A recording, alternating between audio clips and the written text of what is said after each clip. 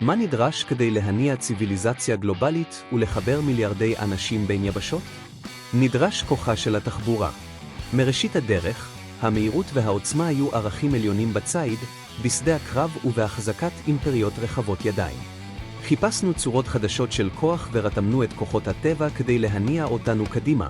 הסוס, הגלגל, כוח הקיטור ומנוע הסילון. כל חדשנות טכנולוגית הניעה את הקפיצה הגדולה הבאה שלנו. התחבורה הפכה לשלד חיצוני עבורנו, המאפשר לנו להתעלות מעל הביולוגיה שלנו.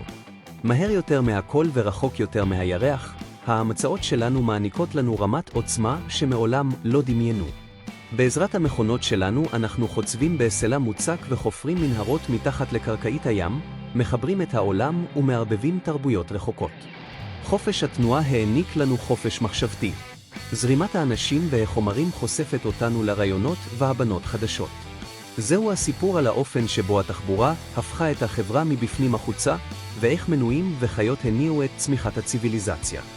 אלו החידושים שדוחפים את האנושות קדימה והפכו אותנו למודרניים. אבל למרוץ המטורף הזה יש מחיר. התחבורה הביאה איתה גם דילמות קשות. זיהום אוויר שפוגע בכדור הארץ, גודש תנועה שגוזל מאיתנו זמן יקר, וסכנות של תאונות דרכים שהפכו לחלק מהיומיום שלנו.